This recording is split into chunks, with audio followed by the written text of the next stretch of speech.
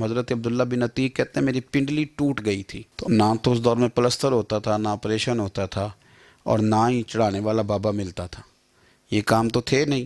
تو جن لوگوں کی ٹوٹ جاتی تھی ٹانگیں، وہ بڑی مشکل میں آ جاتے تھے، ٹانگیں چھوٹی ہو جاتی تھی، ہڈی غلط جگہ پہ جڑ جاتی تھی، یہ کئی لوگوں کے ساتھ مشکلات آتی تھی، لیکن فرماتے ہیں میں اس طبیب کے پاس گیا جو کائنات کے طبیب ہیں۔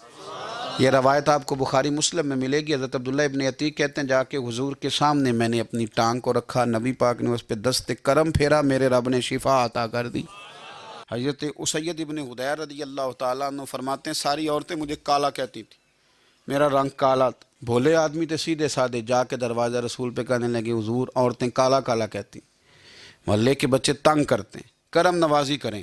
میرے رسول پاک نے دست مبارک فضا میں بلند کیا، فرماتے ہیں جہاں عادتاً بال اگتے ہیں وہاں سے حضور نے چہرے پہ ہاتھ پھیرنا شروع کیا، اور میری داڑھی مبارک تک ہاتھ پھیرا، پھر جو بھی کہتا تھا سبحان اللہ ہی کہتا تھا۔ ظلمت کو ان کے نور نے کافور کر دیا، جس پر پڑی نظر اسے بھی نور ہی کر دیا۔ اللہ تعالیٰ نے بڑا خوبصورت وجود اطہر میرے نبی پاک کو عطا کیا، اور برکت والا وجود۔ یہ تو ہیں حضور کے وجود نور کی برکتیں۔ آج کس چیز کی برکت ہوگی؟ آج ہمارے گھروں میں ذکر رسول کی برکت ہوگی۔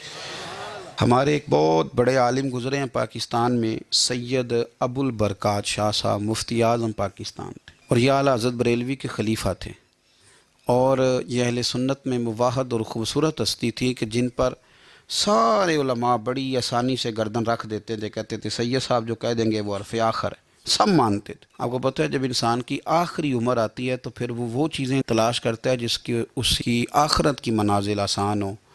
تو سید صاحب آخری عمر مبارک میں ایک کتاب ہے شاہ عبد الاقصی محدث دہلوی کی مدارج النبوہ، جس میں حضور کے معجزات لکھیں، نبی پاک کی شانیں لکھیں۔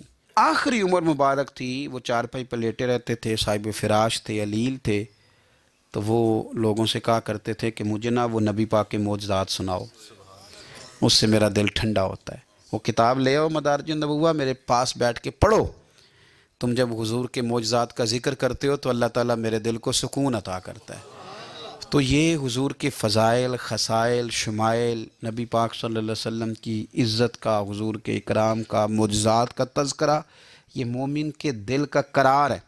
جب ہم اپنے گھروں کے اندر بیٹھ کے ان تذکار کو چھیڑتے ہیں تو اللہ تعالیٰ ہمارے حال پہ بڑی رحمت فرماتا ہے، ہمارے لیے رب کریم آسانیاں فرماتا ہے۔